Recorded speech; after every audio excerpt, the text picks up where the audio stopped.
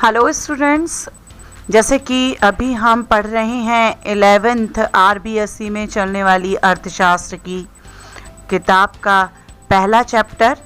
ये एनसीईआरटी की बुक है, इसलिए ये सीबीएसई 12th क्लास में भी चलती है। तो वे बच्चे जो CBSE 12th class Hindi medium में हैं और अर्थशास्त्र पढ़ना चाहते हैं तो वो हमारे साथ इससे जुड़ सकते हैं। और साथ ही वो बच्चे जो आरबीएसई राजस्थान बोर्ड से परीक्षाएं दे रहे हैं वो भी 11th क्लास में अगर हैं और अर्थशास्त्र का अध्ययन करना चाहते हैं तो सरल भाषा में इस पूरी अर्थशास्त्र को समझ सकते हैं। इसी उद्देश्य से इस वीडियो का निर्माण किया गया है। हमने अभी तक इस फर्स्ट चैप्टर जो कि हमारा स्वतंत्रता की पूर्व संध्या पर भारत की स्थिति की या भारत की अर्थव्यवस्था के बारे में जो अध्ययन किया है, उम्मीद है आपको इससे काफ़ी हेल्प हुई होगी। आपको समझ में आ गया होगा कि भारत की अर्थव्यवस्था स्वतंत्रता के पहले कैसी थी, क्या कमियां थीं, क्या परेशानियां थीं और किन बातों में हमने प्रोग्रेस करी थी। तो ये सब कुछ हमने पढ़ लिया है और इस वीडियो के लिंक में आपको बाकी जो टॉपिक्स हमने इस लेसन के पढ़े हैं वो मिल जाएंगे। तो आप चाहें तो पीछे जाकर भी इन वीडियोस को देख सकते हैं। और आज हम इस चैप्टर का जो हमारा फर्स्ट चैप्टर है, इसका अध्याय अर्थात हमने क्या कुछ सीखा है इस चैप्टर से, उसका हम डिस्कस करेंगे, अध्ययन करेंगे। तो बच्चों, जैसा कि यहाँ दिख रहा है, पहला क्वेश्चन है, भारत में औपनिवेशिक शासन के आर्थिक नीतियों का केंद्र बिंदु क्या था, उन नीतियों के क्या प्रभाव पड़े। तो आर्थिक नीतियों का केंद्र बिंदु अगर आपसे पूछा जाए तो वो क्या था, अपने देश ब्रिटेन के आर्थिक हितों की रक्षा करना। और इसलिए ही उन्होंने भारत में कृषि से संबंधित नियम बनाए थे और इसीलिए उद्योग धंधों का विऔद्योगीकरण करा था। साथ ही उन्होंने क्या किया था, बाकी जो आधारिक संरचना का विकास किया था, उसके पीछे भी उनका उद्देश्य अपने मूल देश ब्रिटेन के आर्थिक हितों की वृद्धि करना था, ना कि भारत के आर्थिक हितों की को बढ़ाना था। तो बच्चों, ये बात आपको क्लियर है। इसका प्रभाव क्या हुआ, इसका प्रभाव भारतीय आपको एक एक पॉइंट्स में लिखना है। पहला लेना है आपको कृषि पर प्रभाव, जो कि आप जानते हैं कृषि में गतिहीन विकास की अवस्था आ गई, उत्पादकता बहुत कम हो गई, साथ ही कृषकों का बहुत अधिक शोषण हुआ और जिसके परिणाम ये हुए कि जो कृषक थे उनका कृषि के प्रति जो प्रेरणा थी उसका अभाव होने के कारण उत्पादन में बहुत अधिक कमी आई। साथ ही जो सरकार की जो नीतियां थी अंग्रेजी सरकार की, वो अधिक से अधिक लगान वसूल करने की ही थी और ज़मींदारी प्रथा को उन्होंने विकसित कर दिया था। इसका परिणाम ये हुआ कि देश की कृषि कैसी हो गई, पिछड़ी हुई हो गई। हालांकि उन्होंने जो व्यावसायिक फसलें हैं उनको बढ़ावा दिया था। इस कारण से हमारे देश के जो किसान थे, जो अपनी उपभोग के लिए वस्तुओं का उत्पादन करते थे, उनके यहाँ आंतरिक बाज़ारों में कमी आ गई, जो पूर्ति की कमी हो गई, जिसके कारण हमें दूसरे देशों पर डिपेंडेंट भी होना पड़ा। साथ ही हमने ये भी देखा कि कृषि का जो व्यवसायीकरण हुआ उसका लाभ भी किसने उठाया, अंग्रेज़ों ने ही उठाया था।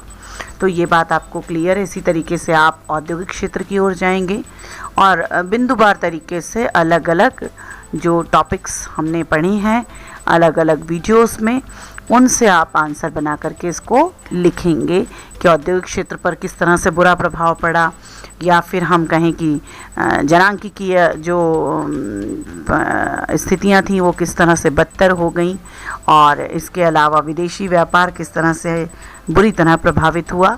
तो जो पॉइंट्स हमने स्टडी कर लिए हैं उन्हीं के बारे में आपको 3 से 4 लाइन में लिख देना है, ज़्यादा बहुत लंबा नहीं लिखना है। फिर आता है अगला क्वेश्चन, औपनिवेशिक काल में भारत की राष्ट्रीय आय का आकलन करने वाले प्रमुख अर्थशास्त्रियों के नाम बताइए। तो जब हमने ये चैप्टर पढ़ा था तो आपको याद होगा, हमने पढ़ा था दादा भाई नौरोजी पहले व्यक्ति थे जिन्होंने राष्ट्रीय आय का आकलन करने का प्रयास किया था। इनके साथ ही डॉक्टर वी राय थे, डॉक्टर RC देसाई थे, फिंडले शिराज थे। ये वे अर्थशास्त्री थे जिन्होंने भारत की राष्ट्रीय आय का आकलन करने का प्रयास किया था। इसके बाद आता है क्वेश्चन नंबर 3, औपनिवेशिक शासनकाल में कृषि की गतिहीनता के मुख्य कारण क्या थे। तो कृषि की गतिहीनता पूछी जाए या कृषि में उत्पादकता कम होने का रीज़न पूछा जाए या आपसे पूछा जाए कि कृषकों की दशा खराब थी तो उसका क्या कारण था या औपनिवेशिक काल में कृषि की क्या स्थिति थी, क्वेश्चन किसी भी रूप में आ सकता है।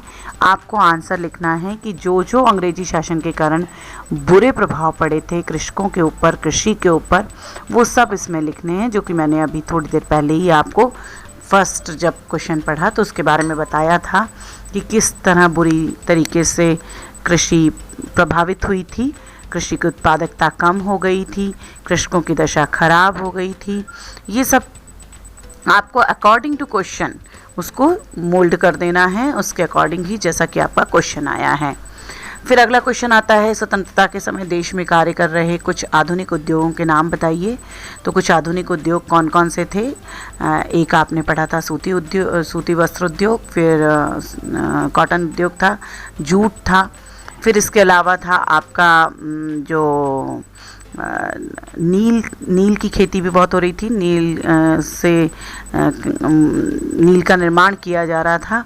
इसके अलावा आपका था सीमेंट उद्योग था, फिर शक्कर जो चीनी मिलें थी, चीनी मिलें स्थापित हो चुकी थी, कागज़ उद्योग स्थापित हो चुके थे और साथ ही था स्टील एंड आयरन, टिस्को की स्थापना इस समय हो चुकी थी। इसके बारे में आपको बताना है।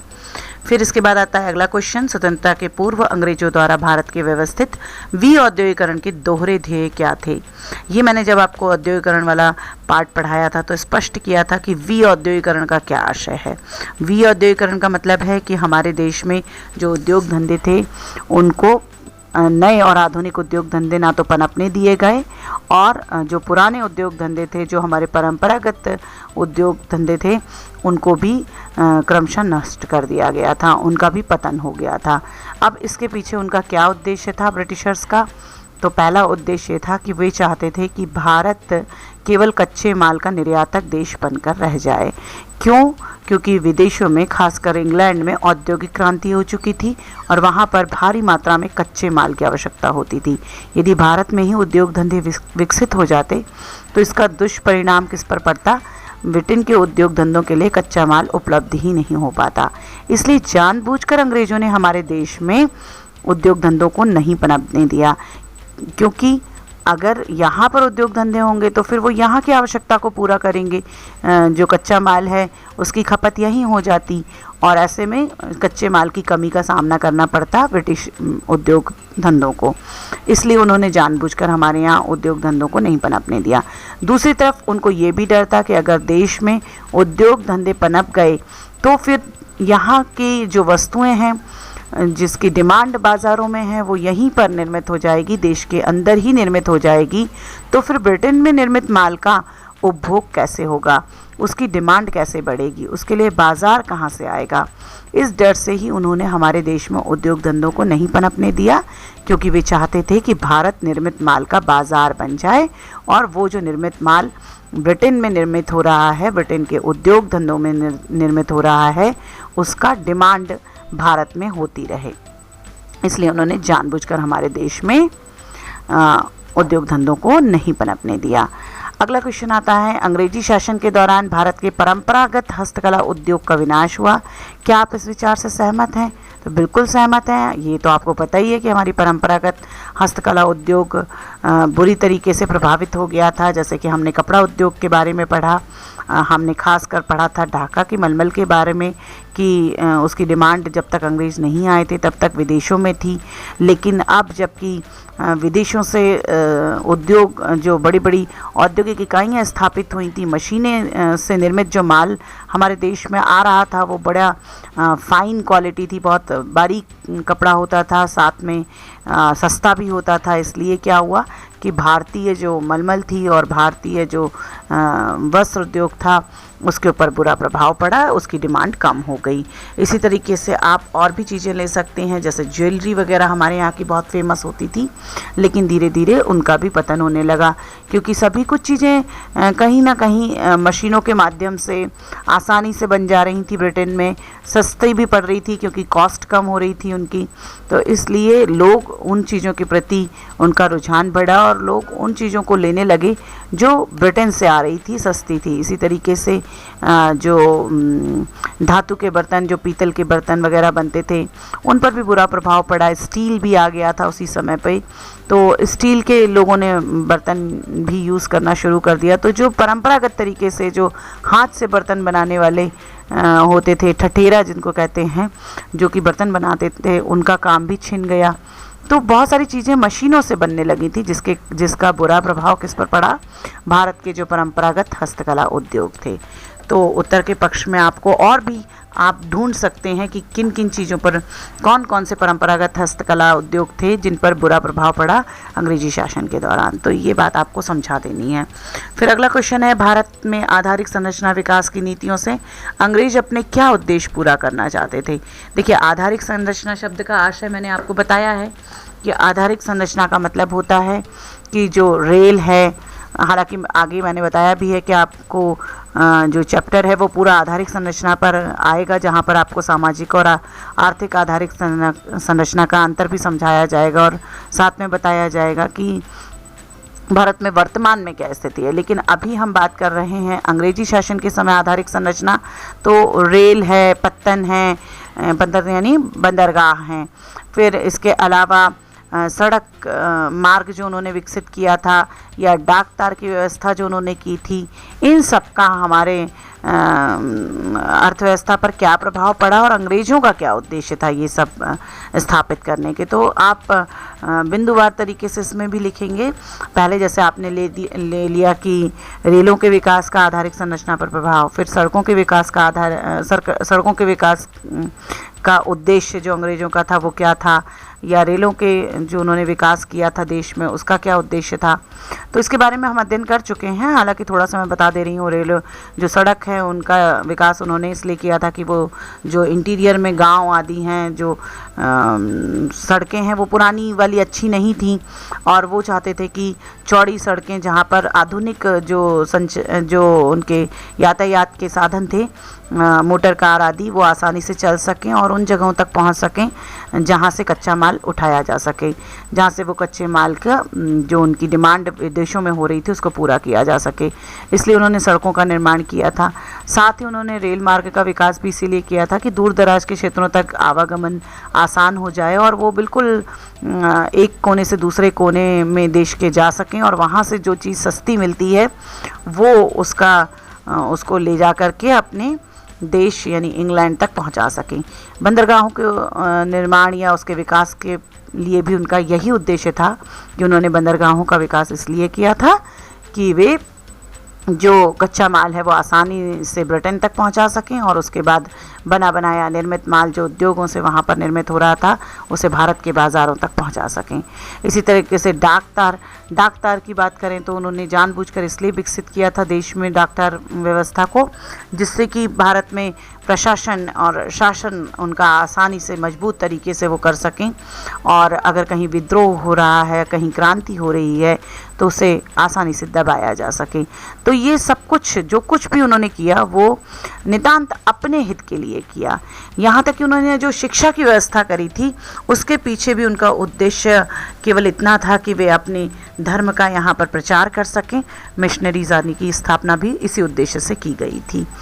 और साथ में अगर उन्होंने कुछ शिक्षित भी किया तो आपको पता है कि वो चाहते थे कि जो भारत में लोग हैं वो बाबू या क्लर्क के रूप में उनके ऑफिसेस में काम कर सकें और जिसकी पूर्ति हो सके। तो ये शिक्षा जैसा कि आप जानते हैं मैकाले की शिक्षा नीति, जिसमें उनका पूरा उद्देश्य इस बात पर था कि भारत में जो युवा पीढ़ी है वो क्लर्क बन सके, ऑफिसर बनने वाली क्वालिटीज़ उसमें डेवलप ना होने पाए।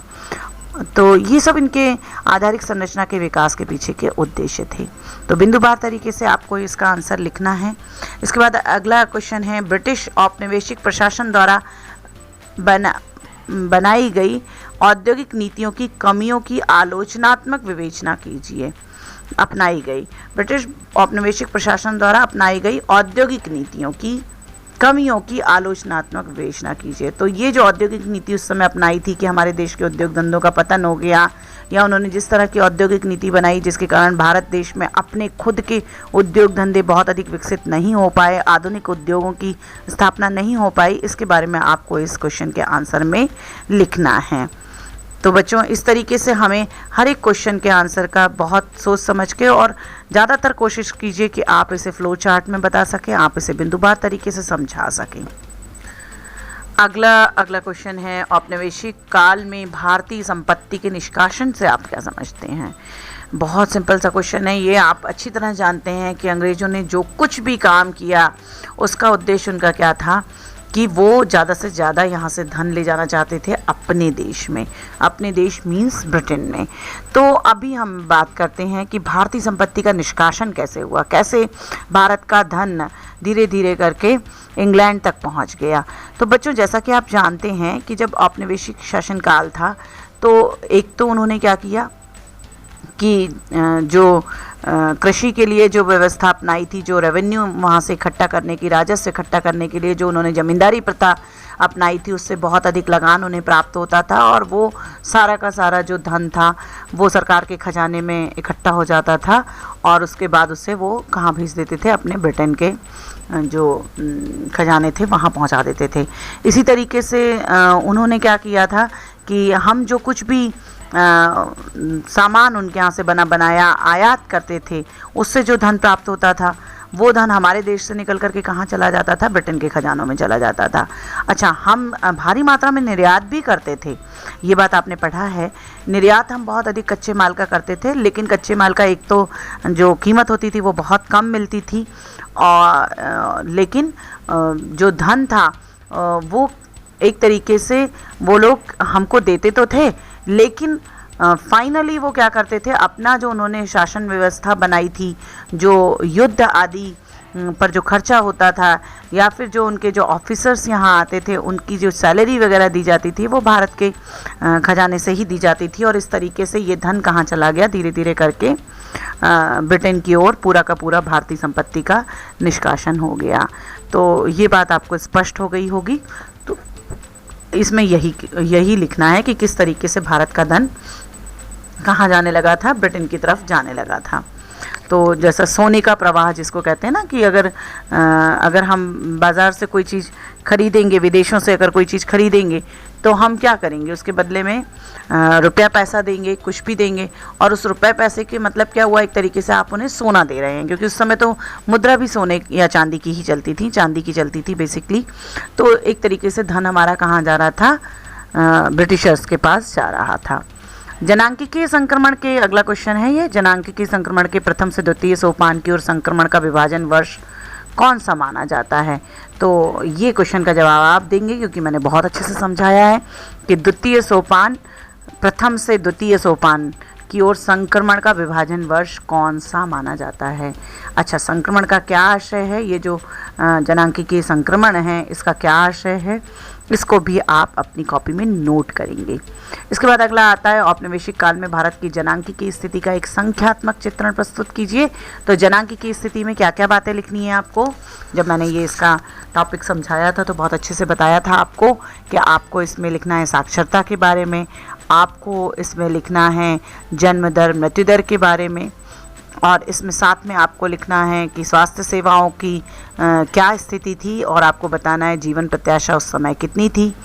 जीवन प्रत्याशा के बारे में लिखना है, जैसा कि आपको मैं अभी इस समय कुछ भी नहीं बताऊंगी, इसलिए क्योंकि आपको ये नोट्स मेरे पिछले वीडियोस को देख करके बना के रखने हैं अपने पास।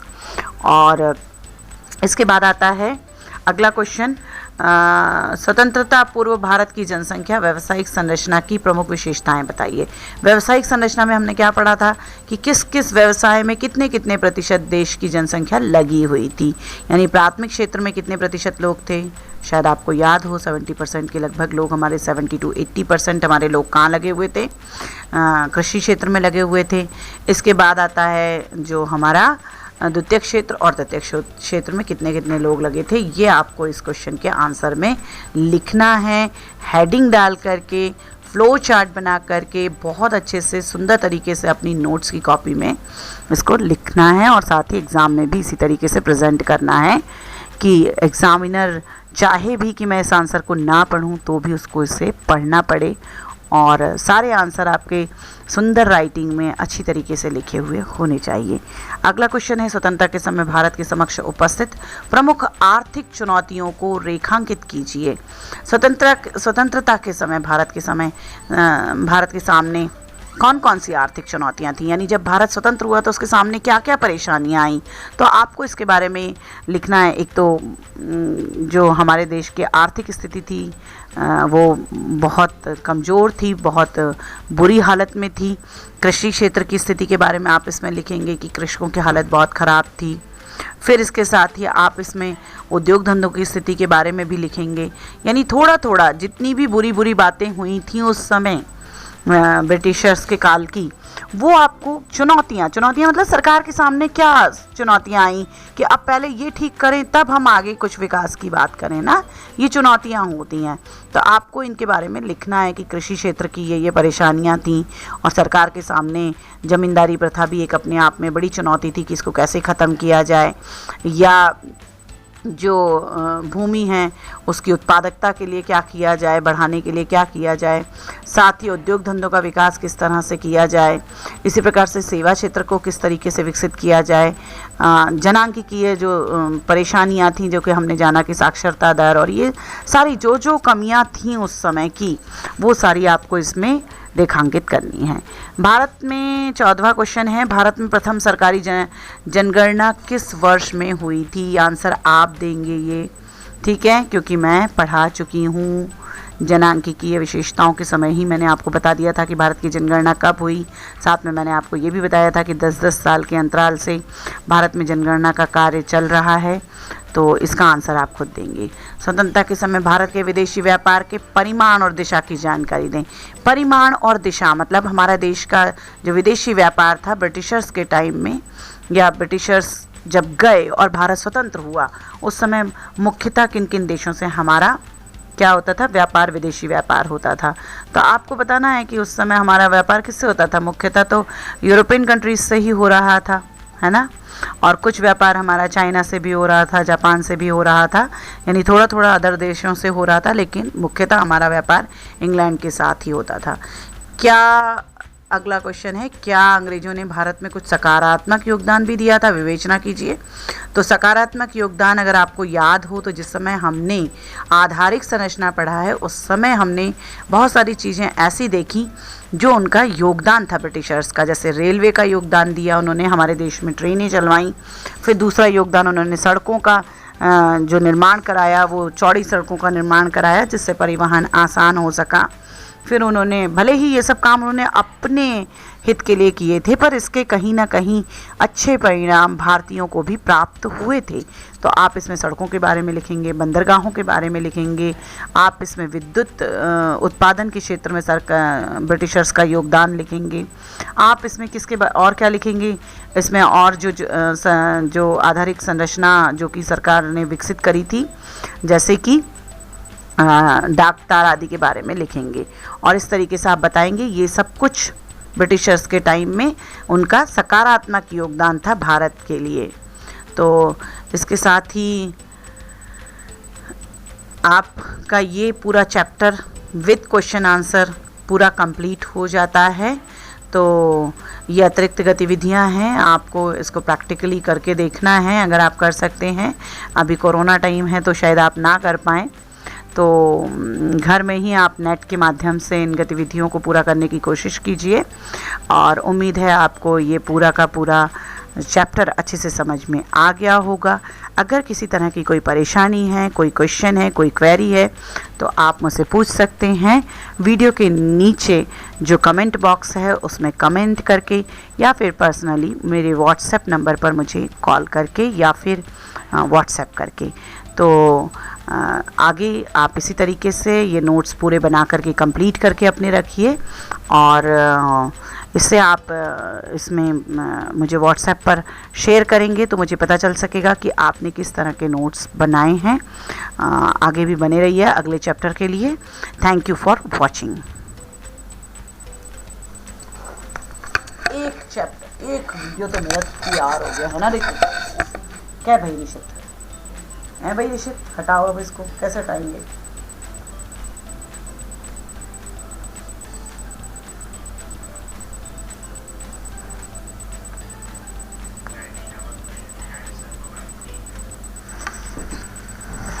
क्वेश्चन मिल गया क्या ये वाला जो तुम पूछ रहे थे? हाँ, तुम मुझसे एक्स्ट्रा एक और क्वेश्चन भी तो पूछ रहे थे। ये भी कह रहा था कि मामा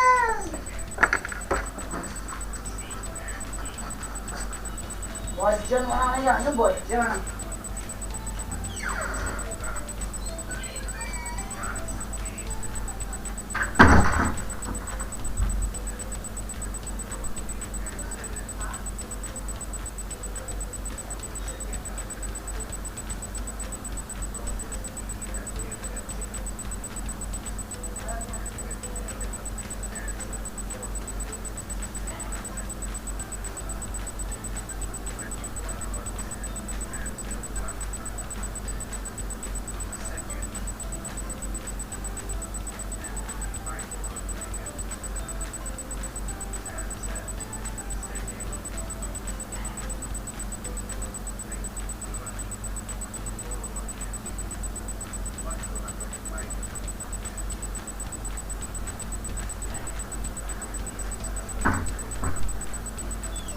बंद कर दो भाई साहब, एसी पीता नहीं आता।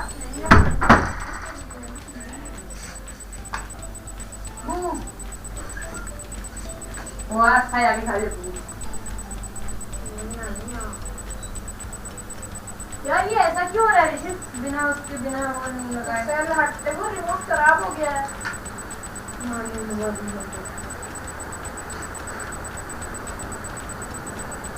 वो तुम्हारा बनना उड़ गया इंसान से चीज का, एलन की टेलेंटिक्स की आंसर को बनने नीचे गिर गया। उठाओ, तुमने ऐसा क्यों किया? तुमने ऐसा क्यों? उठा लो, ये तो गिरा पड़ा है। अरे उठा लो ना।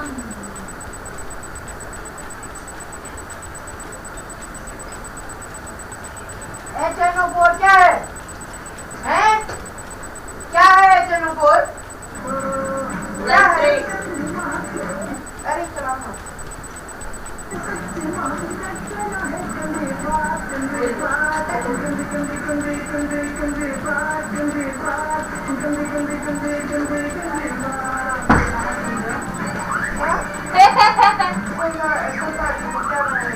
तो sorry.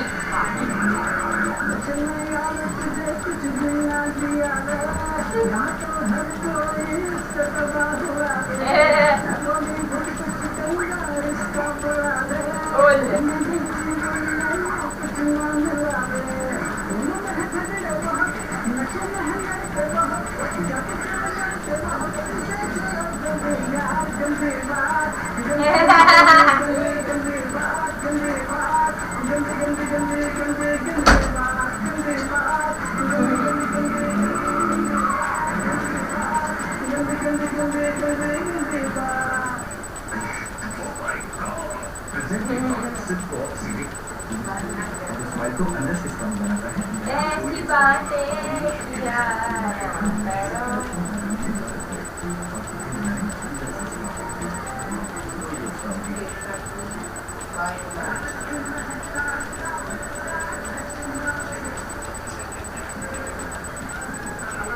एचएनओ3 nitric acid, nitrate like SNO4।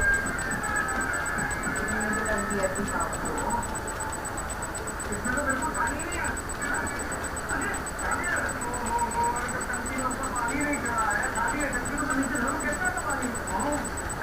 हम लोग पंप रूम में जा रहे थे, शायद वहां तक तो पहुंच गई है।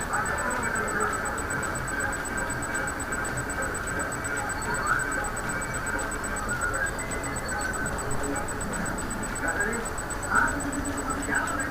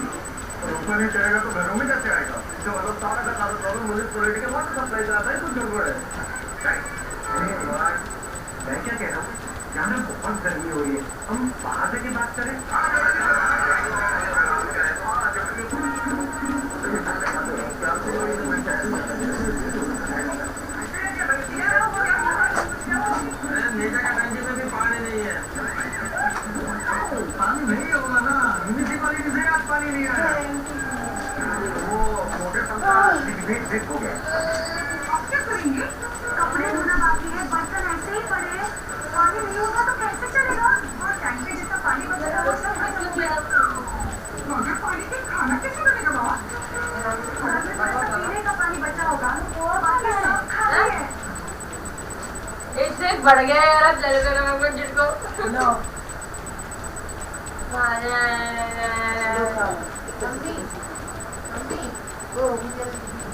घूमने के चक्कर में वो भी चाहिए मुझको भुजिया तो देंगी बच्चे बच्चे बात भुजिया भी ऑयल है ना उसका ऑयल के साथ जो उतरा उतरा भुजिया तो खाया आपने अजीब कैसे खाया नहीं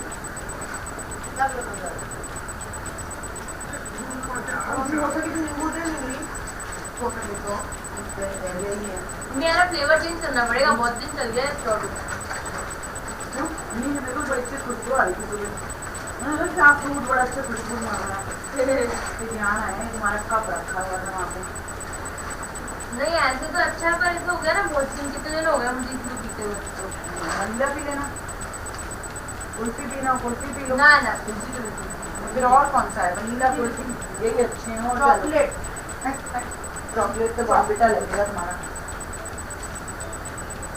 अरे बाप रे इशित, इसको बंद कर देना भैया और फिर मेरा उसमें कर देना। और इसको आज नहीं अपलोड करना है, कल सुबह अपलोड करना है। सामने तो कहाँ बैठूं? अरे यहाँ बैठ लो, यहाँ बैठ जाओ। अरे हम यहाँ सामने बैठ गए। अरे मम्मी आप फिर तो सामने, आप तो बिल्कुल सामने बैठे हो, उधर जाओ। हाँ अपने बड़े से चेस नहीं खेला। आप क्या बनाऊँ नया? आप ही बना दो यार, मैं नहीं बनाऊंगी। आप भी ऐसे कलाकारी करते हो उसके अंदर। हाँ तुम्हारा क्या फोटो दिखाओ कैसे